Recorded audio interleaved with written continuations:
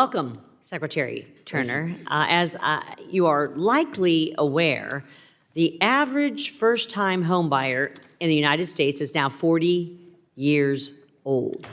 To make that statistic even more staggering, the share of home purchases that are made by first-time buyers is now only 21%, marking a 50% contraction since 2007, right before the Great Recession. Clearly, housing supply is not keeping up with demand, especially for young couples that are looking to start a life together and have a place of their own to raise a family. For millions of people across this country, the prospect of owning a home seems completely out of reach. Last year, the National Association of Realtors found that while housing inventory is increasing, much of this supply has only been available to wealthier Americans, and middle-income buyers have seen little to no change in the housing stock available to them. One of the goals of the Bipartisan Housing for the 21st Century Act is to modernize and reform outdated housing programs to better fit the needs of today, including for middle-income homebuyers.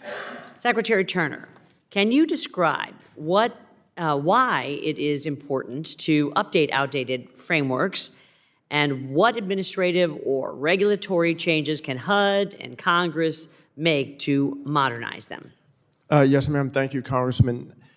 And you're exactly right. Streamlining the processes, modernizing the codes is of utmost importance, I know, to this committee and also to myself and our team at HUD. When you talk about the average first-time homebuyer age now being 40 years old, it used to be 33 years old just several years ago.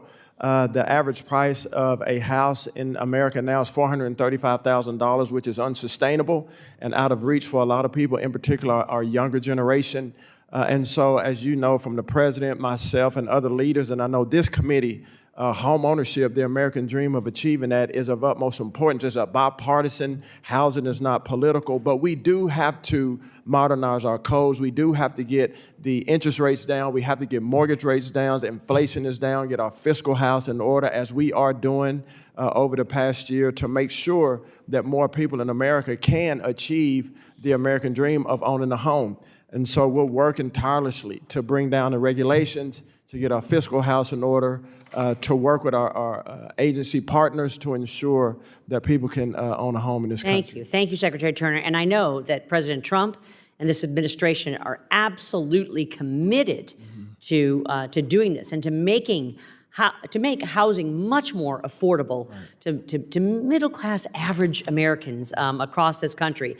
And I believe that through the Housing for the 21st Century Act, that this committee aims to make it easier to build more housing and give more Americans the opportunity to own a home. One of the biggest issues that this bill tackles is unnecessary government red tape. Recently, the National Association of Home Builders found that regulations at all levels of government account for nearly 25% of the price of constructing a single-family home. When the median listing price for a single-family home in my home state of Missouri is nearly $300,000, nearly 25% can make the difference between being able to afford a home or not.